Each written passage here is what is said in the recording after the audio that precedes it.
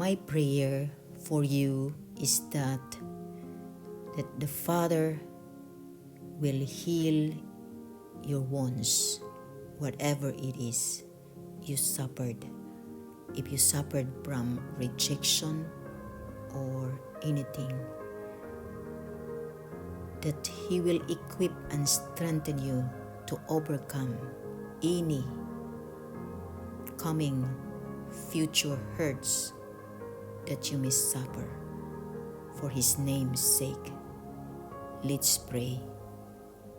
Gracious Heavenly Father, I thank you that no rejection that is too big or too small for you to heal, whatever wound it is.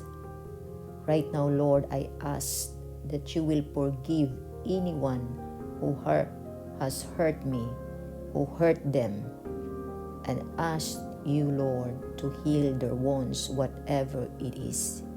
Empower me, empower them through the blood of your Son to handle any emotional wounds or any sickness that they have right now, that they may suffer as we move ahead in your name. Give me the victory, or give them the victory over all rejection, Lord, over all the pain, in the mighty name of Jesus.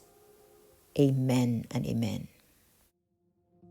Has the Lord promised you the salvation of a loved one,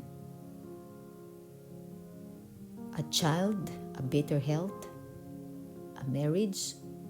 Or are you crying out day and night?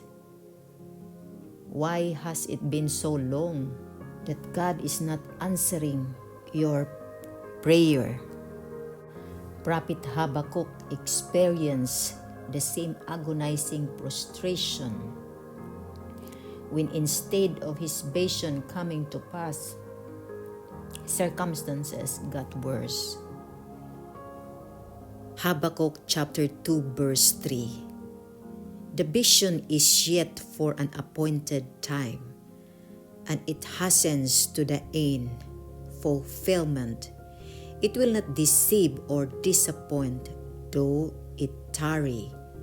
Wait earnestly for it, because it will surely come. It will not be behindhand on its appointed day.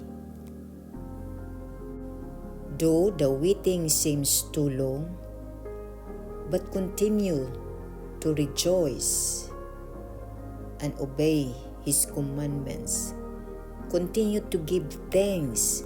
Continue to sing praises to His name. Give thanks to what is happening to your life right now, because when times comes, it will be fulfilled according to His promises. God has a timing. If you are not healed now, God has a timing for it. If you pray and is not yet answered to God right now, God has a purpose, which is the perfect time when you will be ready, and the blessing or anointing will not cause you to stumble, because God knows ahead.